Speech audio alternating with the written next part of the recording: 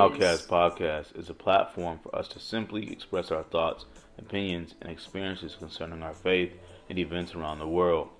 We're here for your entertainment, encouragement, and edification of the body. We're humans like yourself and are not the final authority of views expressed.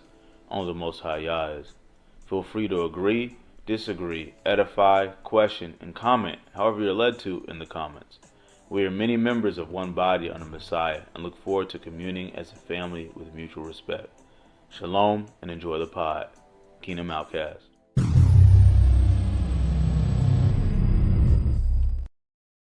Okay, guys, rapid fire dating topics. Ready, go. Men and Instagram tendencies.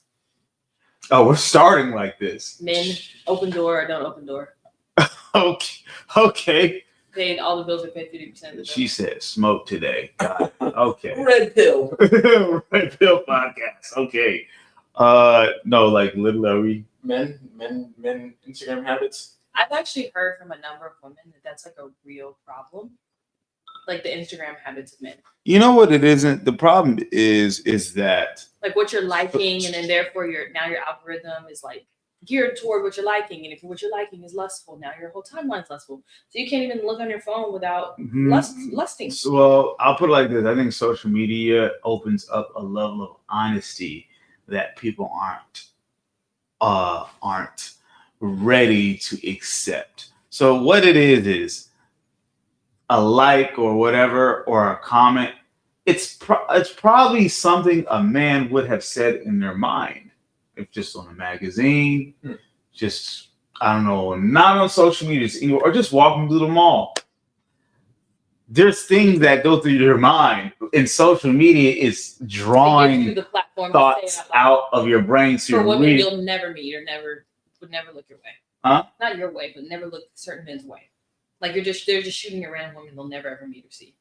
I mean, yeah. So like it's thought. No, not shooting. No. So say for example, right? In my experience, I see you like this, and you be liking, the thing and the fitness. Been an issue for you. It has been. It has been an issue, and it's just kind of like, well, it does not mean nothing. But I think for men, it doesn't mean anything because it's like these are thoughts we already have every now and then. We just don't verbalize it and say it because it's always about a little flesh, right? And so that's really what it is. And so the like or the action is now actually putting our thought on the forefront, or they look at that action as us trying to put action behind our thought. But man, nobody's sliding our inbox just all liking somebody's stuff. Yeah. Yeah, so I think it's ruined many relationships because of the fact that everything's just out there in the public at a town square. Social media can be used for good. Me personally, I don't have any. He said, I got out of Dodge ahead of time.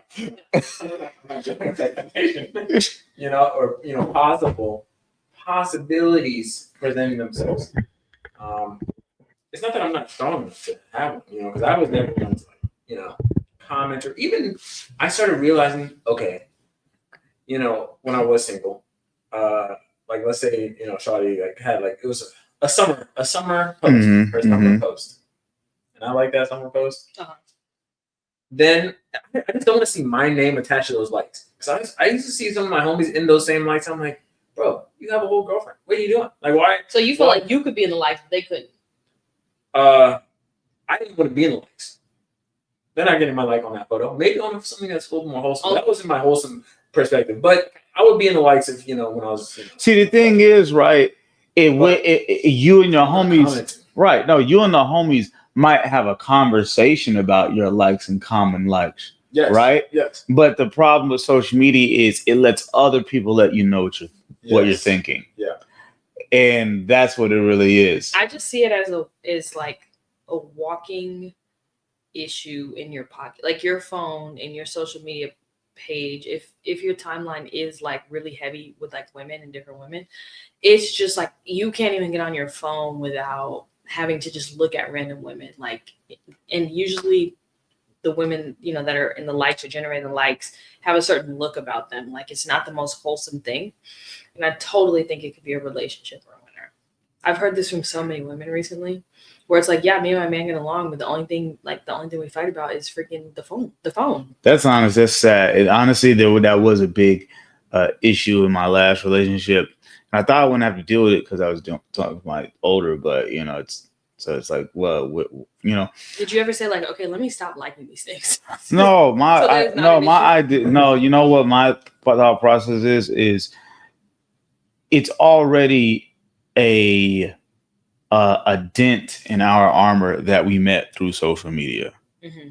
Like, you already met me with this idea of who you think I am based off of my page. Okay. Right? Now, granted, I'm a person who's aired out his own skeletons here and there, but still, when you see somebody on social media, you can put them in this high regard type area and not realizing that person still has imperfection that they might not be just putting on Front Street.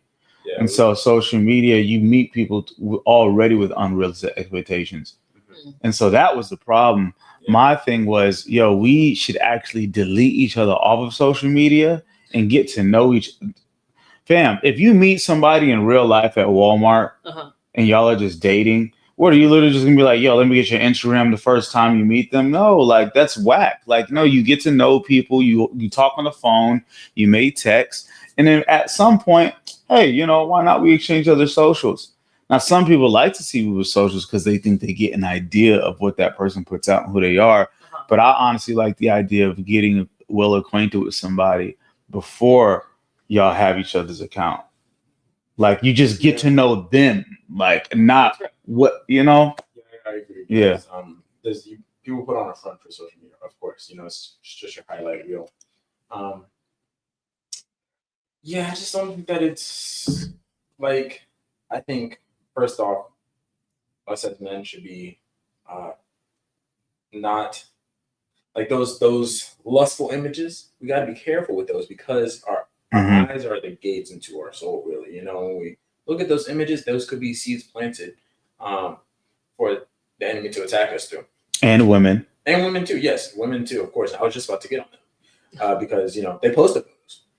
And there's a lot of flesh on them. And they like that attention, So I think it's like, it's just detrimental. I don't think social media it glorifies so much of the flesh that, like, if you want that attention, okay, you can get it, but you're gonna come with all of the baggage that comes with it, and you could be ruining people's relationships. But they're also helping it too. I find it like that's not my problem. Like, no woman's gonna look at her man's like recent likes or views and be like, these women shouldn't post this. They're gonna be like, can you not like these kind of things? But I find women to be a little more extreme when it comes to social media a little bit. Like, I don't like that so many people like that good looking photo of you. Seriously, that's never had that problem in your life. Don't say this. Are you serious? You've never. Girls literally say this stuff. Like, and then it's like a thing of like, I'm trying not to sound crazy and act crazy, but I just don't like that you got so many likes on this photo. Like, I'm salty because you got so many likes. Yeah. I can see a woman being salty about like, your body.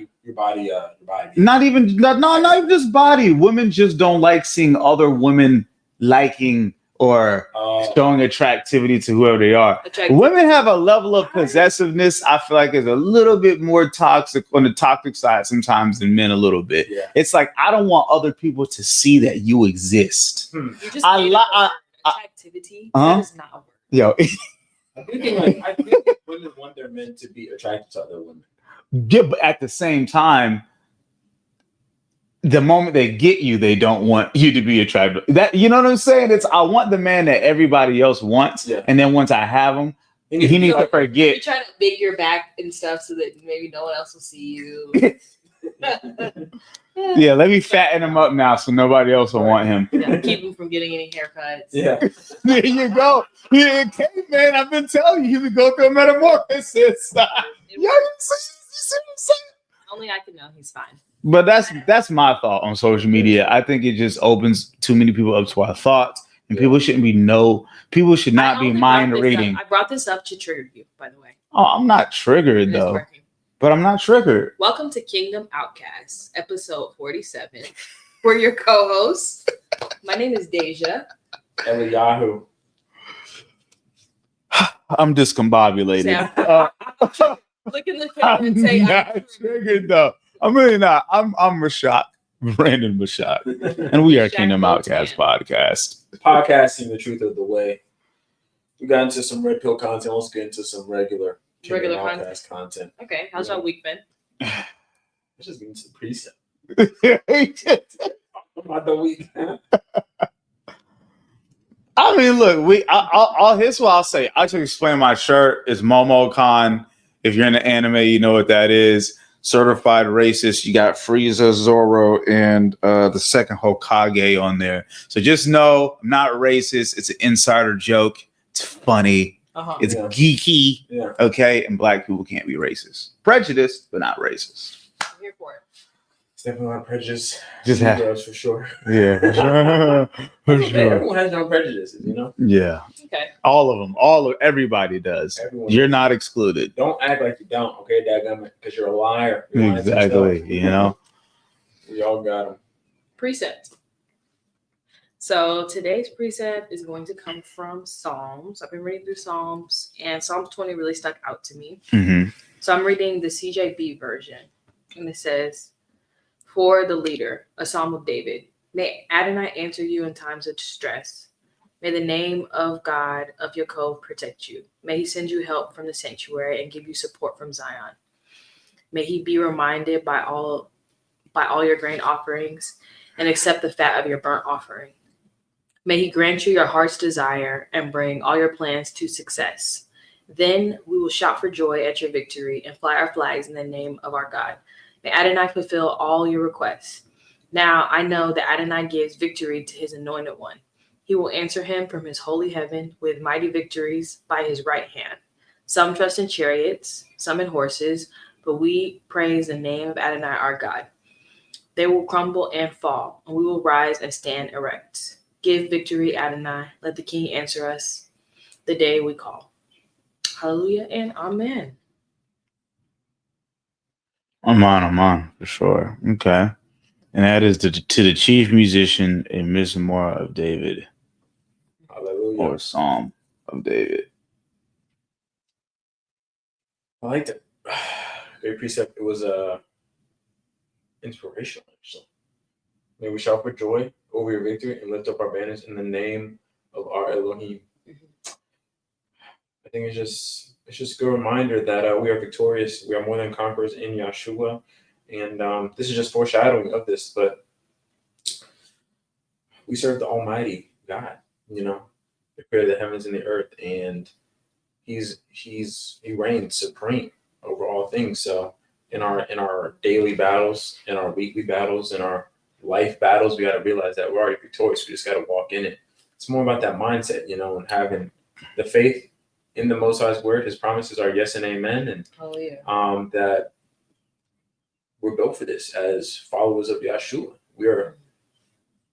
We defeated death. You know, our souls have been saved. So just what it reminds me of. We got to give glory to the victorious King. Mm-hmm. What I really like is toward the beginning of the passage, it's a reminder. May Adonai answer you in times of distress. May the name of the God of Yaakov protect you.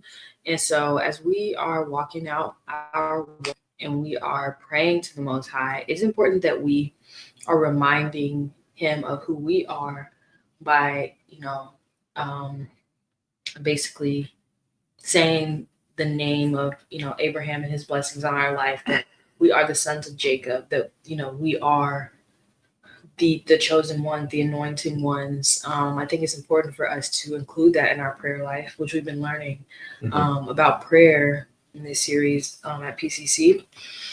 And also that we can ask, you know, we can ask for the desires of our heart, that he would grant us our heart desires and bring our plans to success. We can ask for these things. Mm-hmm. Yeah, I definitely, take this, pretty personally, right? That's how I see it. I definitely have plenty of times where the Most High has saved me, out of trouble. A lot of times, trouble that I've got my own self into. send you help from the sanctuary and strengthen you out of, Zion. Me, I mean, I immediately go to the Kenyan independence. How one could believe based off historic evidence that mountain there is Mount Zion, and knowing that my tribe, the Kuyu people, fought the Europeans off. Like that's literally like verse 2 right there. You know what I'm saying? And then they go and they pray and worship God, who they view as at the top of the mountain. When Ngai, or Yah. Just as far as remember all your offerings, and you accept your smoke sacrifice. Our ways of sacrificing today is consecration. Is fasting. You know what I mean? Just getting sin out of our life. Grant you according to your heart and fulfill all your counsel. 5, we rejoice in your salvation. In the name of your Elohim, will set up our banners and fulfill all your petitions. That's just us, aligning us with his will. You know what I mean? And, our endeavors that we have, he will get behind them, In talking about saving his anointed, I just think of my family. You know what I'm saying? My family, how blessed they've been. Shoot, our name means anointed. Like, it's just like protecting my family and bringing them this far. Like, so I take a lot of this, pretty personally. But yeah, it's definitely for all of Israel, all of, the body. But I take this pretty personally. That's good. I like it. Okay. For our Hebrew word, I chose success. Yeah, and success. I have here Strong's Concordance 3788. The word is Kishron. Okay, Kishron. It is noun masculine. The definition is skill, success, ability, meaning success or advantage. Strong's Exhaustive Concordance, equity, good, right. The root comes from the word kashar or kasher, which is 3787. Kasher, definition proper, sitting, suitable, right, meaning to be acceptable, to succeed, to prosper.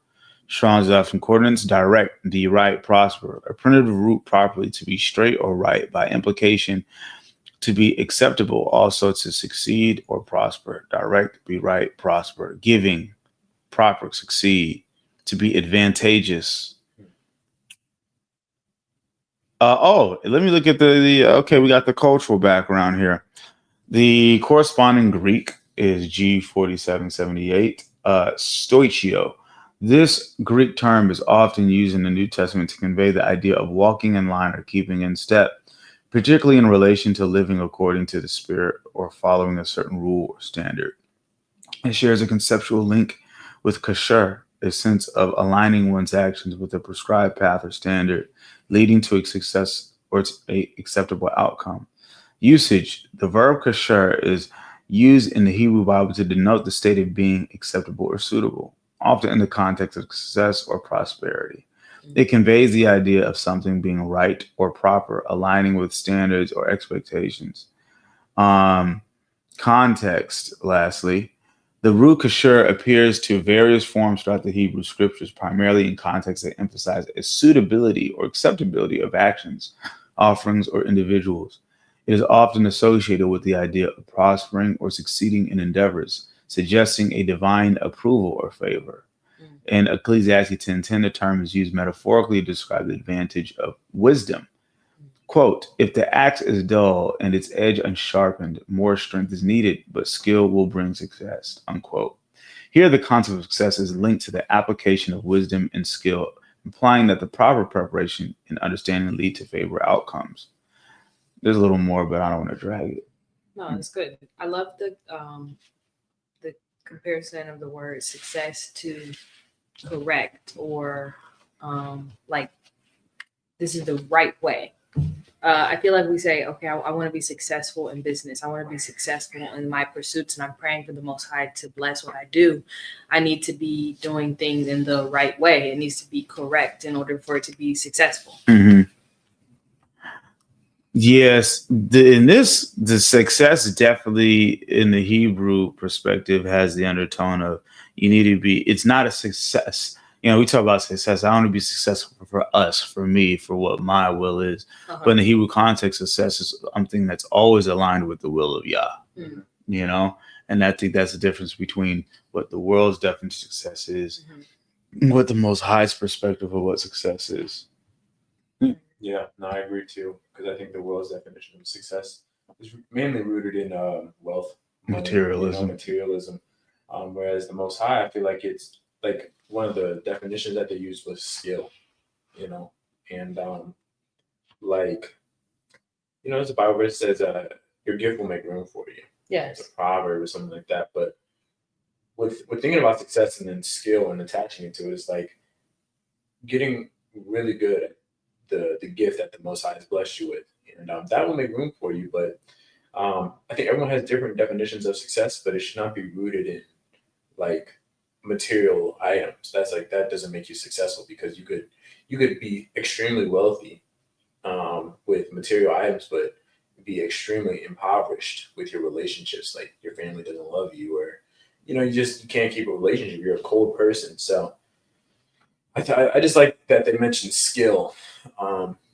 Thinking about like a profession, you know. So yeah, I think that's what I think that's why it's very telling. You know, when you ask somebody, you know, what's your plan? What's your 5-year plan? Where would be in 3 or 5 years? Or, you know, what's your goals or whatever? You know what I mean?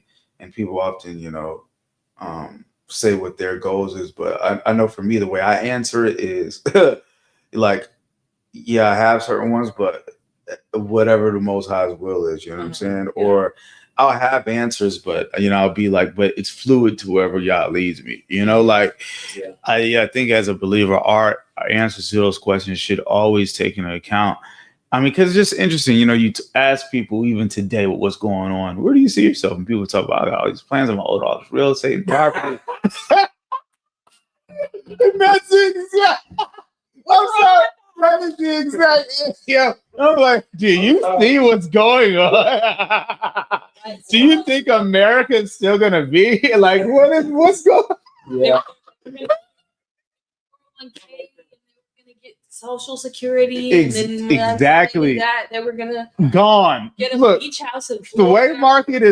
way Trump is like talking and making the market jump up and down right now. Like some people. We just had this conversation. We were at the Beltline with like a couple of friends, and I have a friend that works in her friends. Yeah. Like we got me and my roommate Casey. We got Elijah to come with us. We basically begged him, but he did come.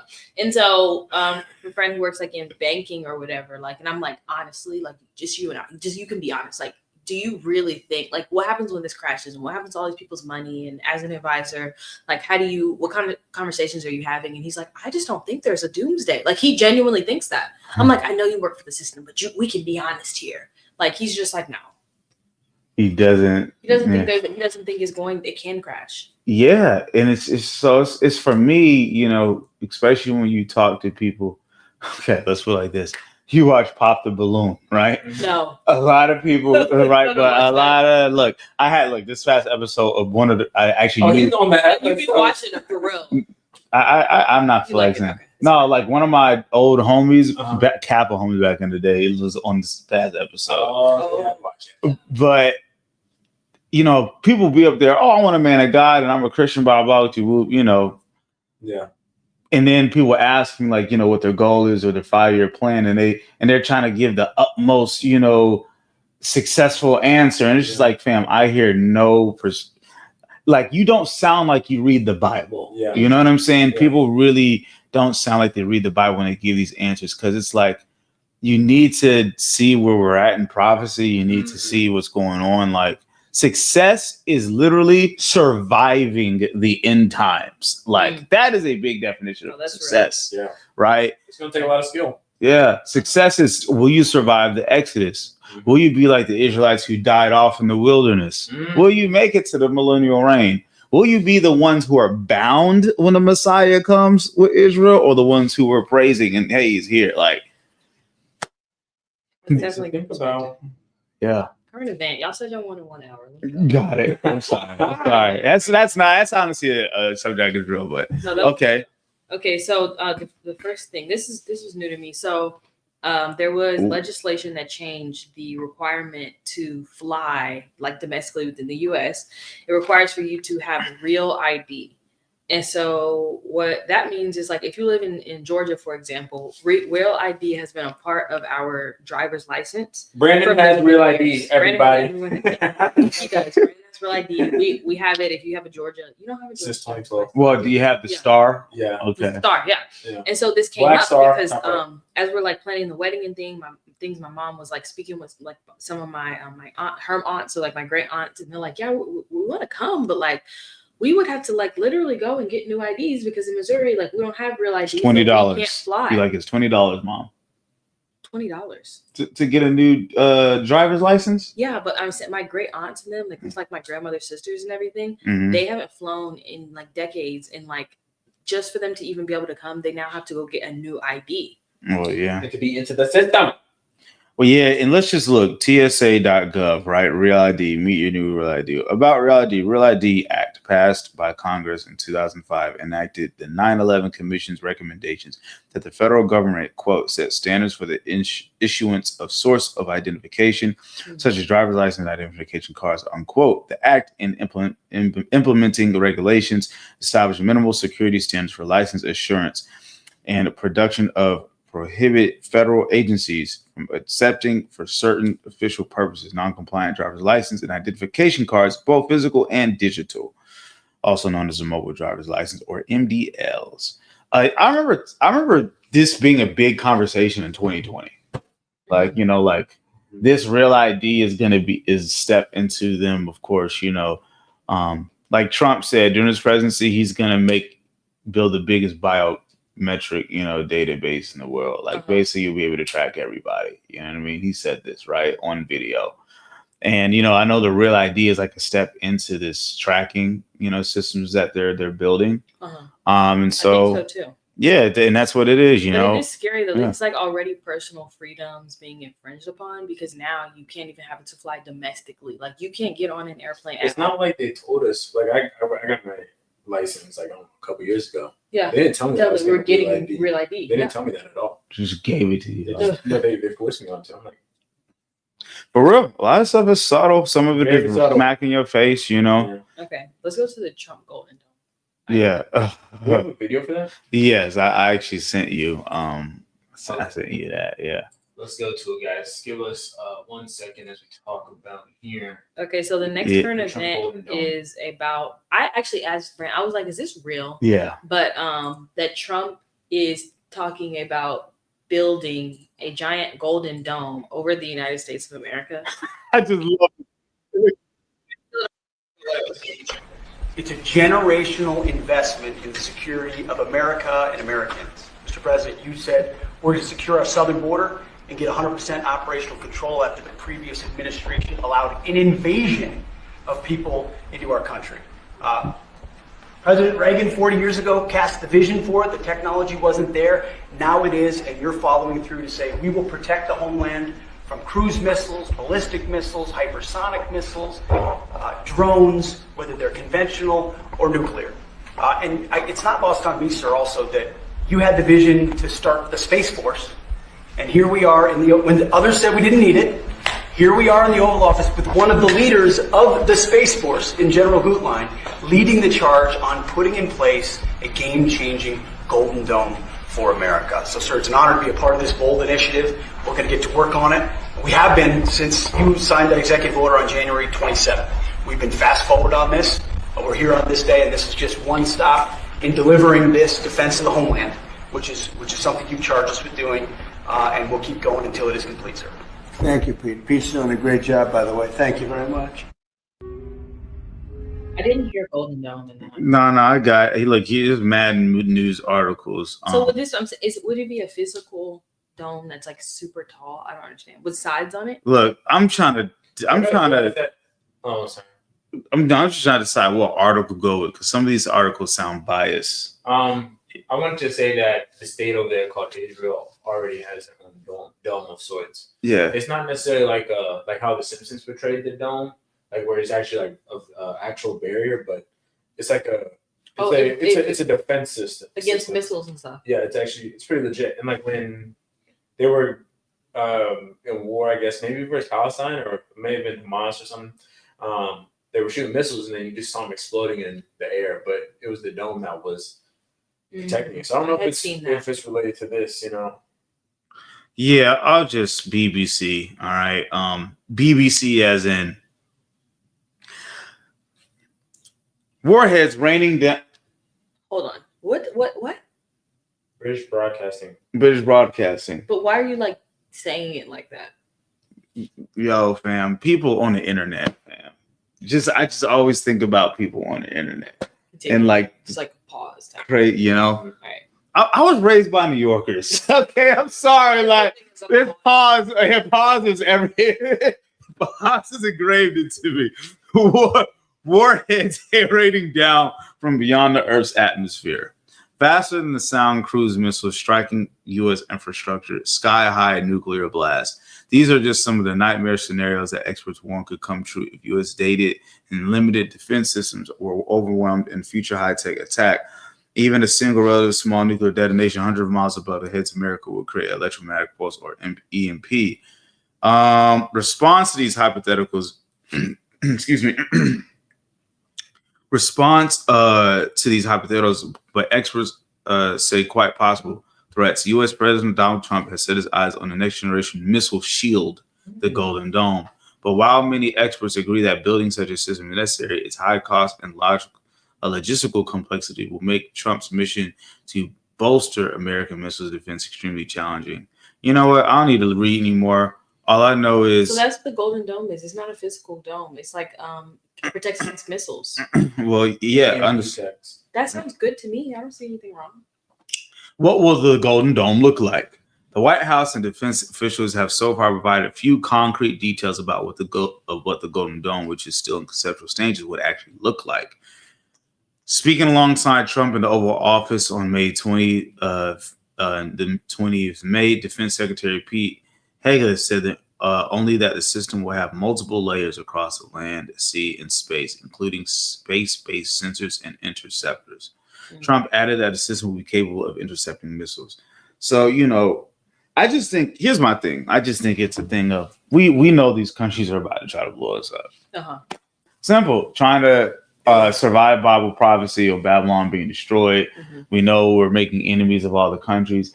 When you are like Trump and you're making enemies of everybody, right, and pissing everybody off, obviously you're going to try to defend, build walls, build this as much as possible. Yes. Like actually, that's the main thing I don't think people understand. Like that's consistent with Trump is, okay, cool, we like his honesty. People like, you know, him being straightforward, blah, blah.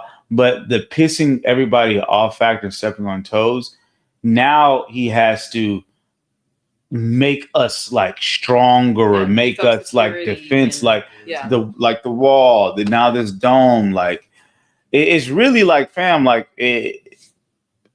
you should be able to see what's happening, right? Mm-hmm. The more crap you talk, the more you feel like you gotta protect yourself. Mm-hmm.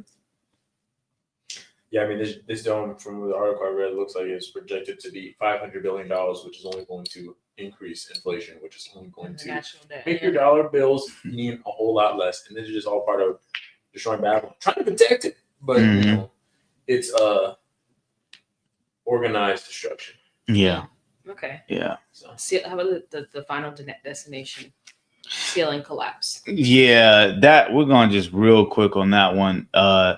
I saw the movie, if y'all saw it, cool too. A group of moviegoers in La Plata, Argentina, got more than they bargained for during a screening of Final Destination Bloodlines, and a chilling twist straight out of our franchise. Part of the theater ceiling collapsed mid-movie, nearly killing one audience member and turning the horror flick into a real-life nightmare. Okay, so no one actually died. No. Okay, that's good.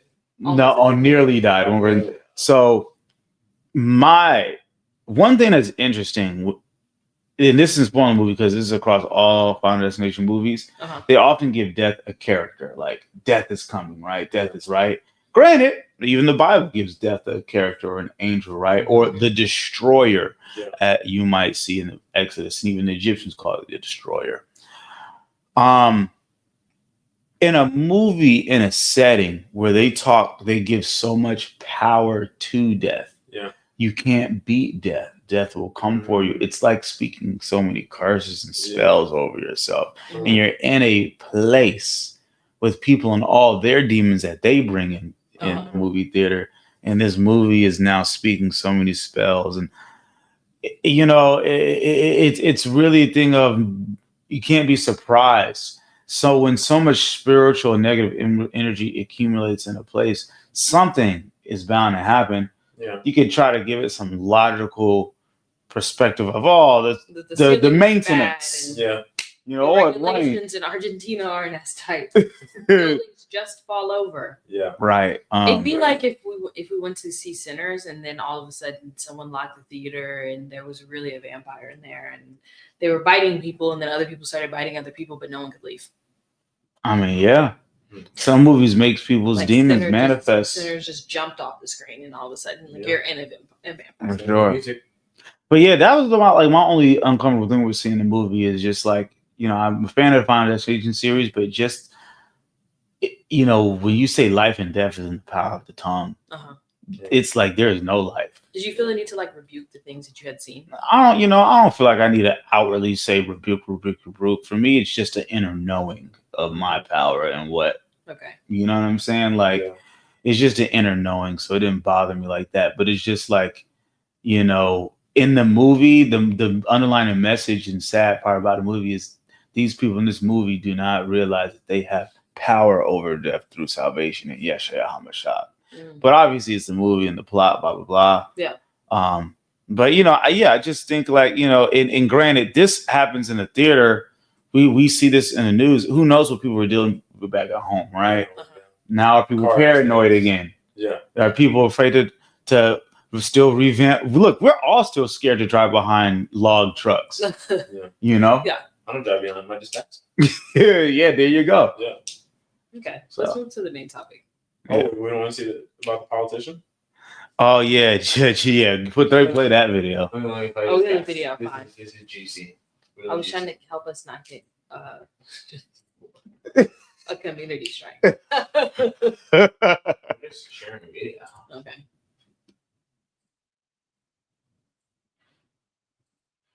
Make sure we can listen.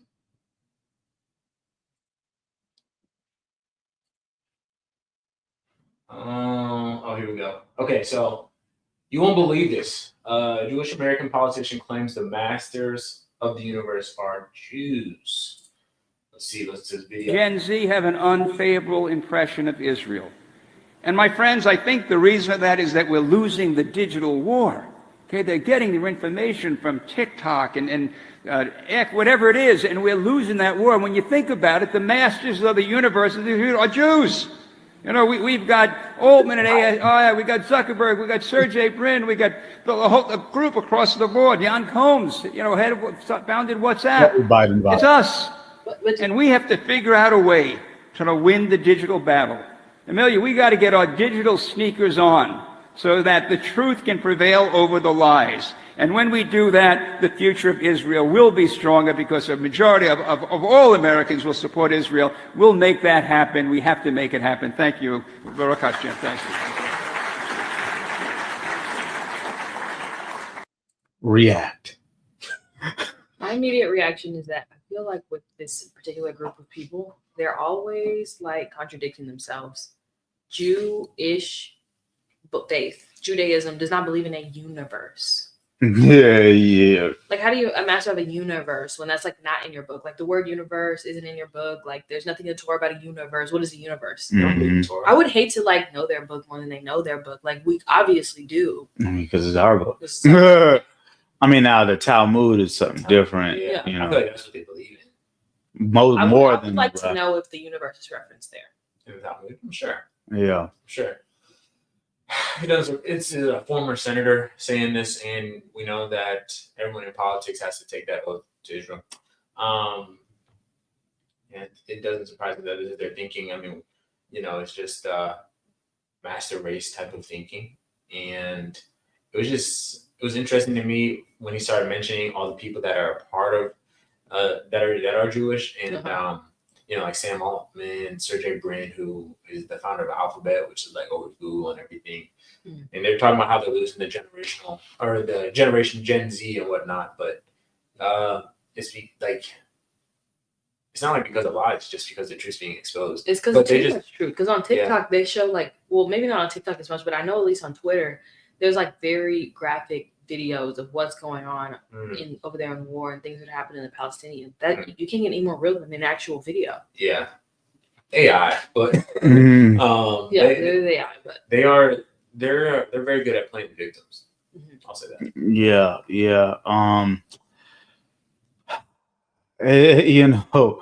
It's just so funny, like when you like live in this delusion of identity, like masters to have the audacity to say, masters of the universe, and the America will support Israel. Like, why do everybody need to support you? Support your own self. You know what I mean? Like it's definitely a victim mentality of we need to have these people backing us. I mean, I just laugh because, again, I said this off camera, but, when Pastor Omar was going through Jubilees at PCC and he stopped at that, golly, what was it, like chapter 20 or 21 that he was in? About the luminaries. Yeah. And he stopped, Jubilees 1925. And these, or the descendants of Abraham, Isaac, Jacob, shall serve and lay the foundations of heaven, and to strengthen the earth, and to renew all the luminaries which are in the expanse. At the end of the day, the Most High uses us for His will and to bring forth, to keep creation in order, as well as the angels. Is it true that Jews are the master of the universe? I mean, I don't like to say Jews because that's English. Hebrew Israelites. Negro Bantu diaspora would be how Psalms 82 says, ye are gods, or ye are Elohim. And how Matthew, the Messiah, says to the Pharisees, does it not say in your book that ye are Elohim? Yes, we Hebrew Israelites are Elohim under Elohim. We have God in us. You see what I'm saying? So yes, we would technically, but the problem is we need to step into that role. We can't just know it and just say it. We have to step into it. We have to walk it.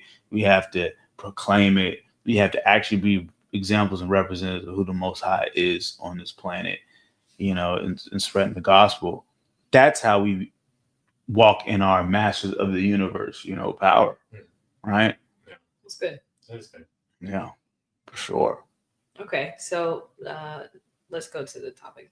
First. So today I wanted to discuss, it's actually a continuation of Saturday's service on Esau and Jacob. And of course, we could go down the Hebrew rabbit hole of Esau and Jacob and the lineages and the tribes and where they are today and the prophecies, but that's not what I want to talk about. The main point behind it was kind of about fool's gold and differentiating the Esau's, being that Esau was favored by Isaac for all of the external things, for his ability to hunt, for the food that he would cook, things of that nature, while Jacob was favored by Rachel and Abraham for Rebecca and Abraham. It's kind of like, It was Rebecca. Okay. Yeah. Okay. Because of the way he loved the Lord.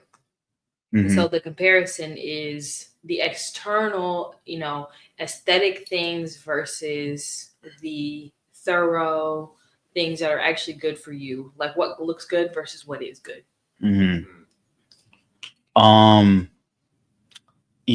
That's really good. Obviously, you could take that perspective into dating, into real estate, and finding a home. You could take that into food that you eat, you know what I mean, in your health.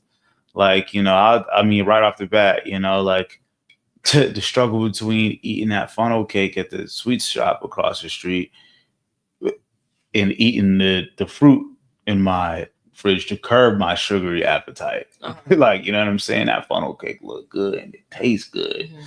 But But boy, it ain't good. I'm gonna be bloated in the morning. You know what I Have mean? y'all ever like chosen an Esau over a Jacob in life? Like, have you ever had a moment where like you came to realize that you were lured in by the Esau of a thing as opposed to the Jacob? I'm sure I have. I just can't really think of one off the top of my head. I would definitely, made mistakes in making decisions. I think when it comes to women, for sure, yeah. Okay. like being so attracted to beauty, you know what I mean? You don't realize that this person's maybe rotten or they're just not good for you. Like, I'll say, like, I've never been in a relationship, I'm gonna say, with an Esau. I feel like the woman I've dated have been there could have been a level of unequal yokeness as far as our faith, but like but it wasn't like they were literally like just completely worldly, but dated or had fun with or whatever. Yeah, man. I remember this one chick, man. I think I might have mentioned this to y'all before, but some years ago. She's from New York, from Brooklyn, from Brooklyn, New York. She's Jamaican and Dominican. And she is a little older. And she used to date Negroes, like famous celebrity Negroes with money. She was gorgeous. And I'm like, dang, I got her wrapped around my arm. You know what I'm saying? Okay. But the whole going from I love you to cussing you out one moment, then to give me a kiss the next, the 0 to 100, like my heart rate, you know what I'm saying? Like, what's going on? And obviously, and we were fornicating and stuff. And so we just had like a very worldly situation, not spirit not being fed. It probably was one of the most worldly dating experiences I really had, and that was definitely, Esau, a girl that was gorgeous, and she was fun and cool, but he definitely Esau, way too much junk going on the inside. Spirit led, not things bringing you closer to the Most High. And ultimately, that puts me in an Esau state. You know what I'm saying? Like, it's like, oh, well, now I can't look at you're an Esau. Now I'm an Esau with you. Yeah. That's to not be a hypocrite. Right. Yeah, I just think it's important, first off, as individuals, that we use our critical thinking skills and to like look deeper than the surface. One thing Bishop Omar talked about was favoritism.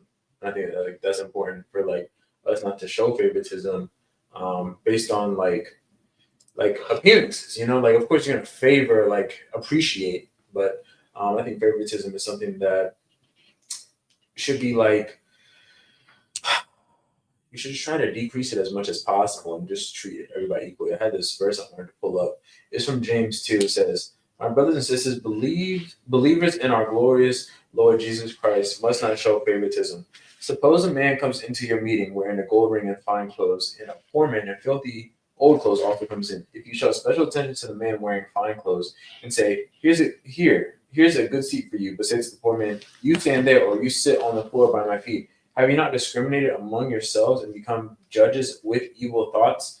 And I think when, we just look at the surface, it really exposes our evil thoughts, like in the example of women, and you go after the beautiful woman, and she may not have anything like in her head, like she may not be able to have a deeper conversation or like have sorts of spiritual maturity or growth or, connection with the Most High. And it exposes your evil thoughts of your lustful intents, and just like, look at this face and everything else, so.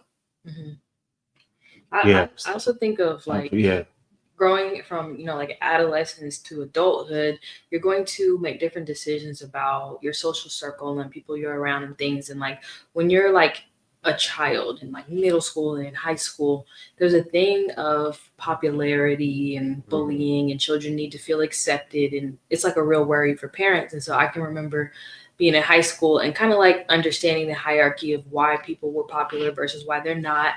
And then you enter adulthood and you start to realize like some of those people that were considered popular in high school now where are they now versus maybe like the nerd, and now they work for Google and they're doing well. So like that's our first real lesson in Fool's Gold. Like when we realized that the captain of the football team and the the star cheerleader or whoever the characters were, who tend not to necessarily pan out to be the greatest people, is our first lesson of like what Fool's Gold looks like. I was a class. That's actually that's pretty good. I actually don't even know where. Like, I was a chameleon. I wouldn't say I was popular at all. I definitely had like more so like friends, but I was too worried, kind of like associating myself with other people. Like, okay, as long as I can fit into this group of people, like, I don't necessarily have to be the most popular person. But even that, like, sometimes even when you're choosing friends, there might be a friend that's like doesn't maybe not have as like the nicest of clothes, or can't always go places, maybe not have as much money or whatever, not as popular, but they will like show up for you and like will lend a helping hand, will answer the phone for you when you need to talk. But then you might have other, people that you want to associate with because of their appearance of who they are, but maybe the way that they treat others, isn't the best. So I think that we have all been like guilty of choosing Fool's Gold at a point, but as we mature in our walk and as we're growing into the who the Most High has us to be, one, we want to be Jacobs. We want to be thorough. We want to be genuine, authentic. We want to have substance. We want people to choose us for the light that's in us, as opposed to what things look like on the outside. I feel like that also ties into like having more of a minimalist mindset. I feel like the people that are the most spirit-led, they're usually not super materialistic. There are some who kind of have that, like, I am successful, therefore it's going to be reflected in, the way I dress and the kind of car I drive and things, and that's fine. But generally speaking, I think that the most spiritual people try to lean toward minimalism and things that are authentic, things that feel good better than things that look good. No, I definitely feel that for sure. I've gotten to my minimalist bag, as y'all have known, but I will say, like, in maybe like recent months, I've kind of been, taking care of myself a little bit more. Aww. I don't think that's not minimalist. You like take care. No. I mean, minimalist is like not having a lot of crap. No, like I actually went clothes shopping maybe 2 weeks Bought ago. yourself some things. Like these are new. You know what I mean? Like I don't shop like I had to myself. Get Elijah into that bag, and we've talked about that. I'm like, at a certain point, he is going to have to spend a little bit of money to update his wardrobe and get ready for like work and things like that. Like he's so minimalist that he won't buy himself. Does he have to? He has to. I don't have to. In my opinion, he has to. Okay, maybe not my summer professional bag, but my winter professional bag is set. I know, but he's leveling up and like new opportunities are coming his way, and he's going to have to be like in meetings with people and doing things, golfing and stuff like he didn't used to have to do, which means he's going to need something to wear. As long as I'm seeing different people, I can wear the same outfit.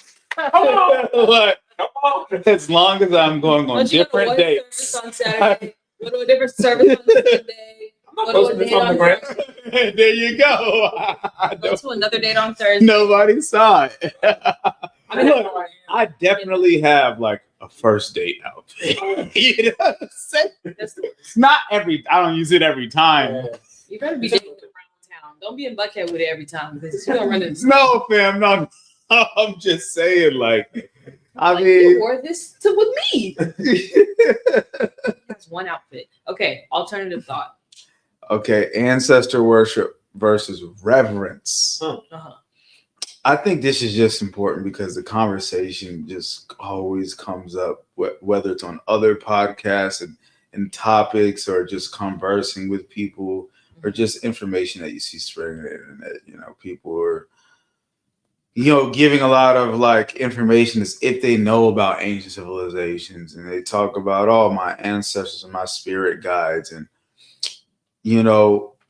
one thing people, don't understand is that for one, your ancestors lived and they died. Like, what is it? Is it going to be you pray to your ancestors, or you pray to your gods, or you like, you know what I'm saying? Like, in the word, what you find is that there's constant honor towards Abraham, Isaac, and Jacob, and they show honor towards Enoch, Shem, Noah, Abraham, and the people who come after them show honor to them, like honor, like praying a prayer and thanking the Most High for your righteous ancestors. Most High, I thank you for the covenant of Abraham.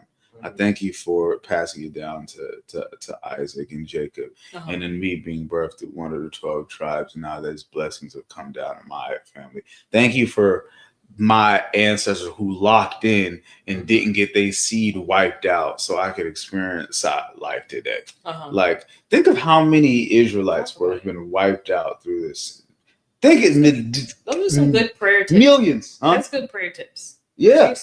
Yeah, like praying the covenant over you. Like, we can call on the covenant. Like, that's one of the, like, I've kind of been there even before Omar like mentioned it, but like him bringing it back up just reminded me, like, yeah, like we can pray the covenant on us. I pray Most High put into me to want to honor the covenant more. You know what I'm saying? And like it makes sense that the Most High would prune his ears a little bit more to that language. You know what I'm saying? Because we're talking to him like he literally says Israel is mine. Yeah. You know what I'm saying? Right. And so like I pray and I thank a lot in my prayers for Abraham, Isaac, Jacob. I thank Most High for my tribal blessings, ancestors. I thank him for Asher. I thank you for the Kikuyu.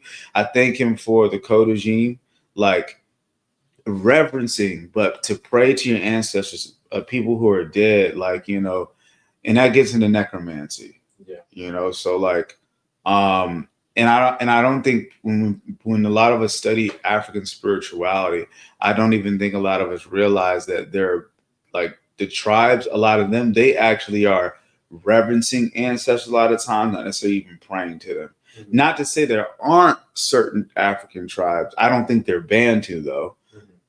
Not to say there aren't African tribes that do worship ancestors, but I know in America, whether it's through misconception, misinformation, or just getting into doctrine that we shouldn't, witchcraft, there is not ancestor worship.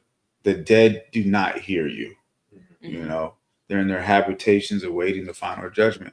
Or the Most High could have deemed a specific ancestor an angel to your bloodline. That's a real thing. Yeah, that's why he toes the line, I think, to the ancestor worship versus reverence. He can toe the line. The ancestor worship is one of those those things that I kind of associate with African religions.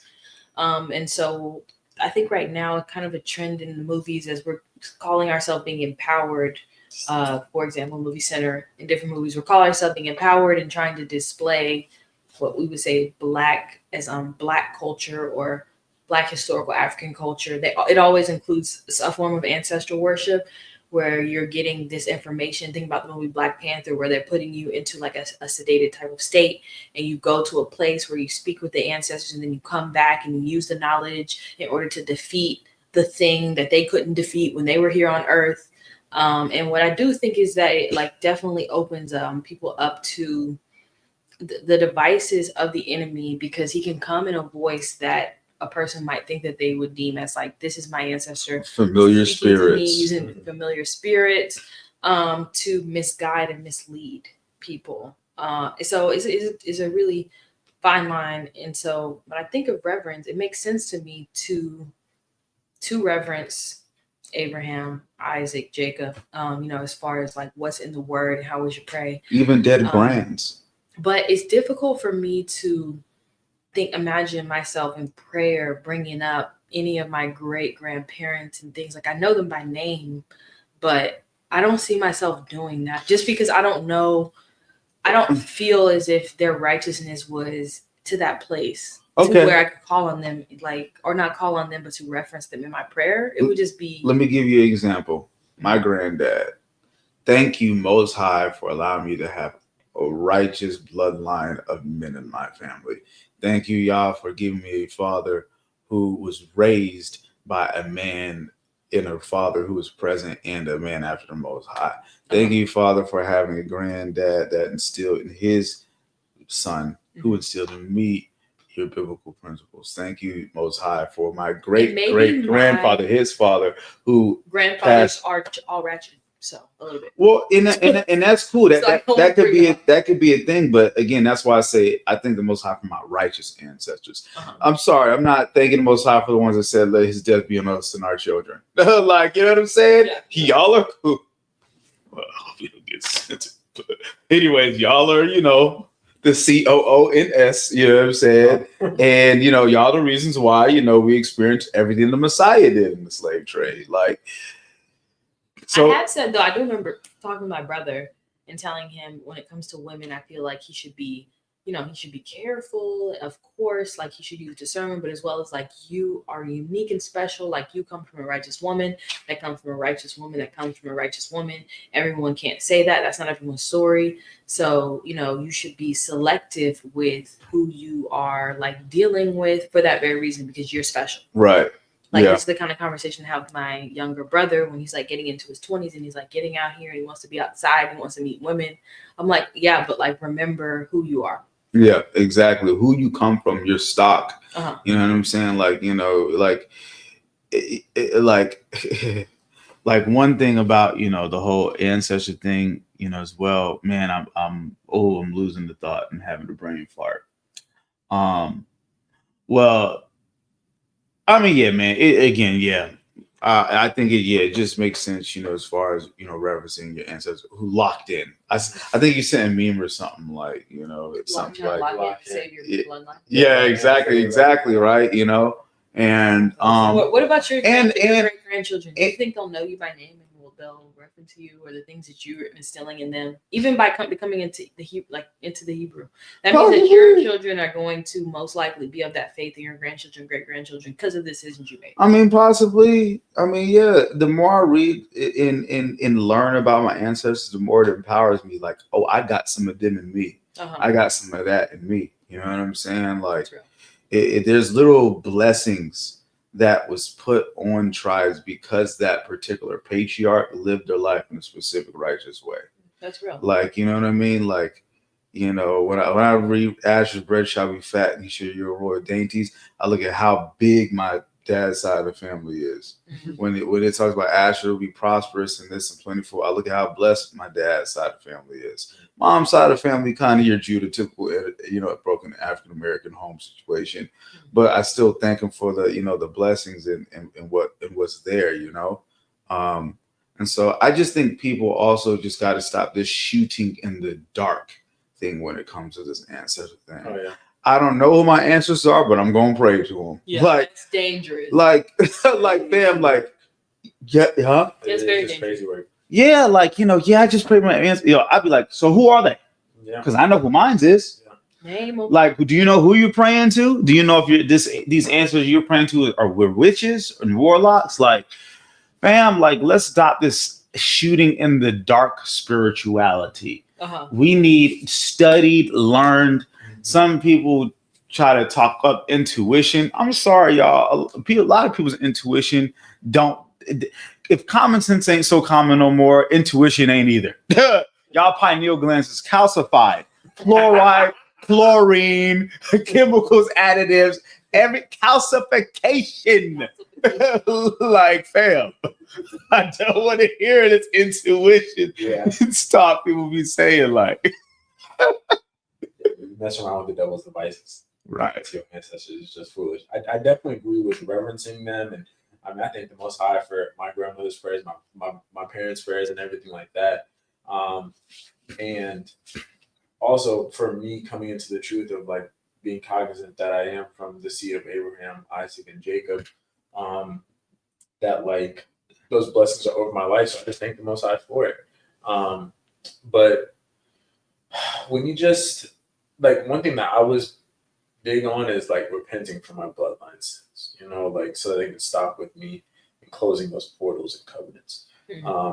But when if you're just praying to your ancestors or if you're like worshiping them, you don't know what sort of covenants you're opening yourself up to that they may have entered into, you know, in agreements, and then now you're giving say an access to your life. So That's real. it's I think this whole new age spiritual movement is teaching people to like go back to their ancestors and thinking that they can bring them some sort of power. When in reality, you think that you're talking to an ancestor, but you're just talking to a demon.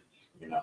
So, some folk need to pray against their ancestors. Yeah. Some of our ancestors was demons. yeah, they were wicked. Yo, here's the main difference why Europeans, you don't see as many. Now, you do see a lot of people worship in European society, the saints, this figure, that figure. But there's more, you find a lot heavier fallen angel worship in European society. Why?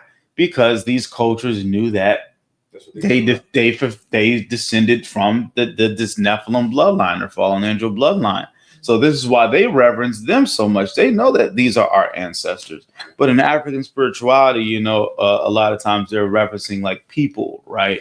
You know, they have their deities or gods, you know what I'm saying? But there's these specific ancestors or people, you know, they're worshiping or praying to. And, you know, it's just a thing of like, you look at the end of the day, y'all, the Most High, you know, is who you running to. And he might provide an angel. He might provide one of your ancestors as an angel to you. Pray to discern all things. You know what I'm saying? But we have to see it through his lens, his eyes. And that's why we got to read the word, you know. Be in your word. That's the foundation. For sure. Okay. Financial news. So the government said that they're going to stop making pennies. And basically, everyone is going to just be rounding up transactions. Does that rounding it up like just means like to the nearest 5? What? So if your gum is 92 cents, it will round it to 95, and then they give you a nickel back. Oh. Yeah. Yeah. Like or like $1.06, it would just be $1.10 now. Interesting. Well, that's what you have to pay, or. Yeah, I don't know if that's what you have to pay or if that's what they'll be giving you back. But they're going to stop making pennies, and it's just going to be increasing. So this is only going to affect people that are paying in cash. People, stored value assets. Cryptocurrency is on the way. This is the agenda. It's coming. Check out these facts and more on the Money Pot. Yes, Money Pot. All quoted by Elijah Cohen. But you know, I saw this stat today. This guy was talking. He said the fastest appreciating asset class ever in history is cryptocurrency. Yeah, that's crazy to me. And we can buy it. In 2008, that's when Bitcoin started, and now, like, okay, that's what 17 years ago. 17 years ago. The hardiness and that $105,000+. $105,000. You know what you get with $105,000? You can buy a whole house. Actually, yes, you can. Bitcoin did just hit an all-time high this week. 110,000. Yes. So it's the fastest appreciating asset class ever in history. You pick the right ones, you're gonna be set. For sure. With the pennies, you guys. With the pennies, I actually heard news articles or something to the effect of that they were actually like collecting pennies and like slowly taking them out of circulation. So now they're admitting we're gonna stop making them and we're collecting them, taking them out of circulation. Because we can't just keep on like exchanging pennies if they're not making new ones, they're taking them out. It's all what Brandon said. I mean, this is just they're seeking to expedite this new financial system. So if cash is removed and pennies start, then they'll start with nickels, then they'll do dimes, then they'll do quarters. Look, then they'll do dollars. Like I said, I've been going to banks here and there and been asking for $50 and silver dollars. And a lot of times those things are actually worth like $15 to $55 or $85 because of their silver or content or mineral content to make the coin. Interesting. That's smart. Store value. Yeah, for sure. Okay. Well, I think we did it. Quick, fast, and in a hurry. That was Kingdom OutKasts Podcast. We appreciate you guys joining us again for another episode 47. If you would like to pour into our podcast, we have our Cash App, Kingdom OutKasts Pod. You pour into us. We will pour into you more. Follow us on Instagram, Kingdom OutKasts Pod, Facebook, Kingdom OutKasts Pod. TikTok. Do we have any announcements about what people should expect? Okay, so we are going to take a little breaky break for the month of June. We'll be back in July. Why are we taking a break? We're taking a break because Elijah and I need to lock in. No, we have premarital counseling that we're going to be doing like for the month of June, and I just need to decompress my mind a little bit. Wedding planning is a lot, like it really is, and so I need a break. I feel like I need a break every year though. It just be for different reasons. Every month. For various reasons. So yeah, we just need a little break. So we're gonna take a break, but we're gonna be back. Yeah. We went on content. Just pray, you guys, that in 2 months you don't see me lugging Kingdom OutKasts by myself. That would be the saddest. Yeah, man. That would be so sad. I would not let that happen. I'd at least do it. Yeah. Okay. Gotcha. You just That's hear what me I'm talking in the background. Like, why are you guys gonna wrap up? I could be like Parks on Joe Budden. Joe Budden. He sometimes he just talks from like Yeah, just his feet are just in the camera, like from behind. Parks. Yeah. Okay. Well, hey, you guys. Well, we're gonna miss you guys. We're not going to miss them. We'll be back. Well, you guys, we'll be back. Maybe we'll figure out how to put out some type of short form content. Who knows? We'll see what the Most High has for us. Okay. Pray for us. Pray for these two lovebirds.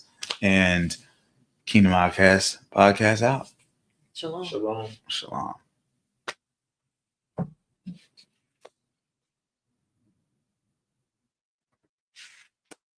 Oh, wow.